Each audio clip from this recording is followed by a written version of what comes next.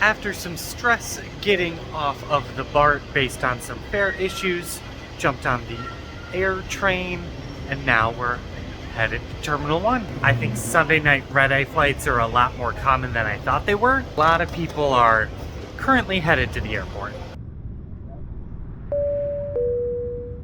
I guess we have to figure out how to check in to B gate, and then we're set. But it looks fairly quick through security, or at least check-in. Fingers crossed. Check out this board over here, see if that has our flight information. Just because the app said we're delayed about 15 minutes, which is not that bad. So hopefully this has more information. This still claims on time, so we'll definitely see what we actually get up to, instead of like the 12-minute delay it says on the American app. Congratulations to San Francisco, besides maybe Tokyo, for having some of the cleanest airport bathrooms I have ever been in.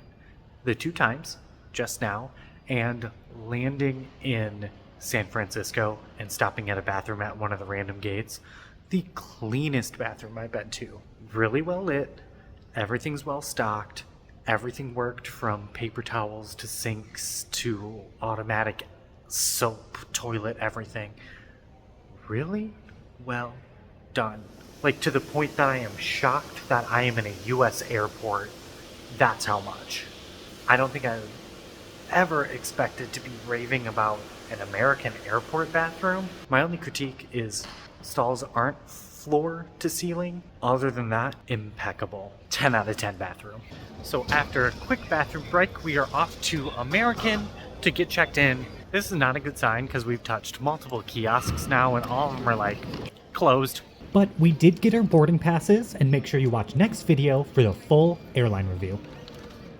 Security was a breeze, had a couple minutes of a wait just because a couple before us had a pretty young newborn, had a bunch of formula, stroller, that type of deal.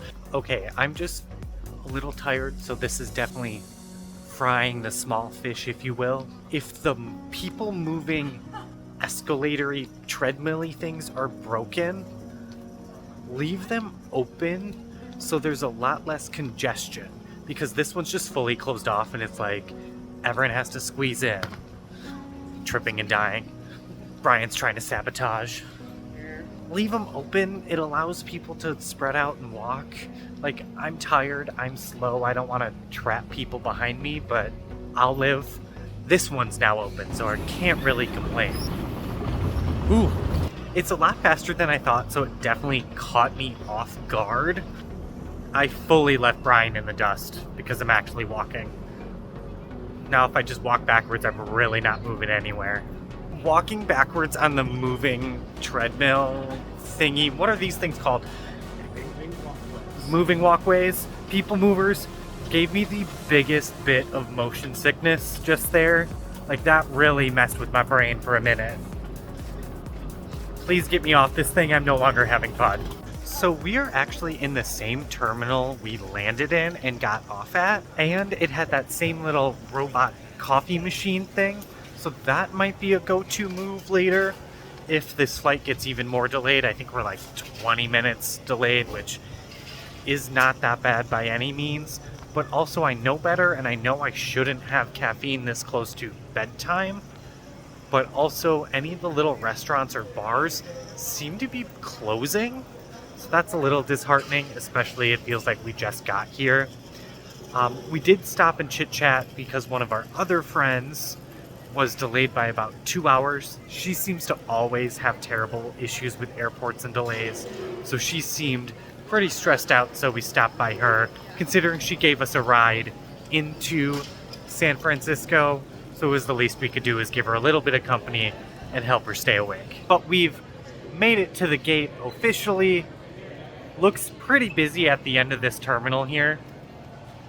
A lot of people just seem to be standing.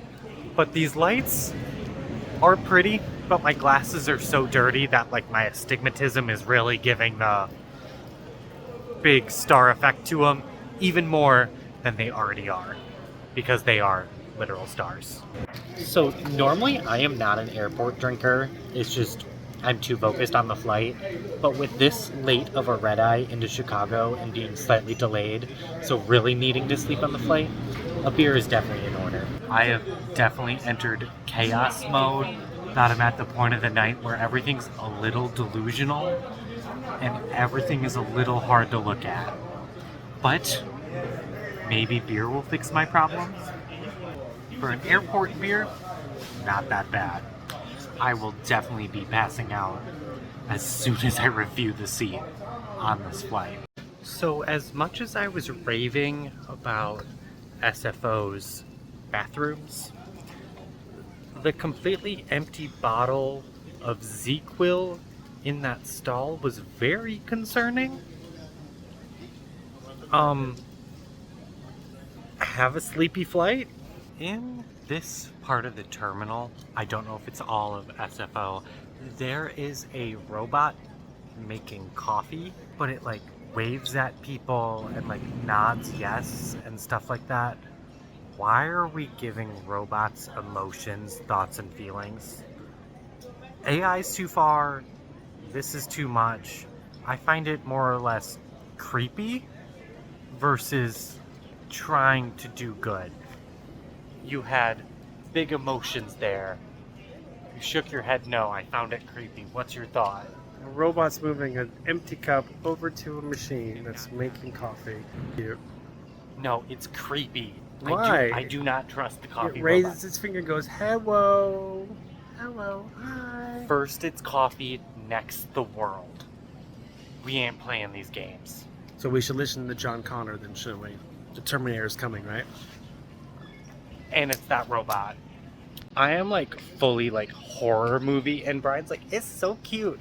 If it's not Wall-E, I do not trust that robot. If he is actively not saving the planet, this ain't it. Canceled. This robot with emotions is my mortal enemy. I am not having him. Of course, Brian, now hearing my cry, needs to figure out how much it is. It's $5-6. It's not expensive. You can get waffles from him? Yeah. I don't trust him. It is $6 for what is essentially a tall coffee. Espresso, latte. Okay, it's a cool experience, but you're paying $3 for the experience.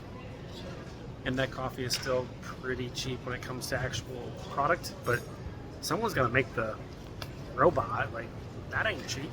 Counterpoint, how often do people complain about self-checkout that it's not a real person?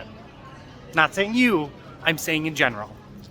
I don't need the robot to make me coffee, but I do like self-checkout. I do not trust the coffee robot. So because I despised the coffee robot for so long, we board in 5 minutes. Who knew hatred was such a good pastime activity? Okay, but Brian gave me the funniest side-eye, me saying that. We're almost on time now. It's okay. But our gate actually changed from B25 to B24, which I think is the simplest gate change I've ever had. So I'll take it as a win, if that gets us boarding closer to on time. On the right was our previous gate, and now I can't see a plane on our actual gate. There are people leaving the jet bridge of the plane that we're supposed to be on, so boarding in 2 minutes, unless they just physically don't clean the plane, a little sketch if they don't. There's no way we're boarding in 2 minutes. Finally, some good news. People with pre-board can get on our airplane. So that only means a handful more minutes. Our group 5 will be called, and we can get on our plane and get out of San Francisco. Look at all the people vulturing around waiting for their group to be called, even though they're probably 7, 8, or 9. So instead of boarding passes that we actually scanned, they asked for seat number and last name. I have never boarded a flight where they actually never scan these and just assumed that I was actually saying an actual name and boarding pass. Granted, on the computer they were probably double checking, referencing, because it is all true. I gave my last name and seat number, but if I have a barcode, scan it? Don't forget to touch the outside of the plane for good luck. And pretty soon we were taking off, headed to Chicago, which I think I'm pretty grateful for. This has been a long day for sure. And make sure you hit the subscribe button so you can stay tuned for my full review of this American Airlines flight from San Francisco to O'Hare. It's definitely a interesting experience, especially with it being a red-eye flight. So once again, please hit subscribe to make sure that you're getting all of the notifications and videos sent directly to you. But soon enough, and thankfully enough, we were landing in Chicago, meaning I am almost home. But nothing beats the view of the city. And just like that, we were landing on the runway at O'Hare.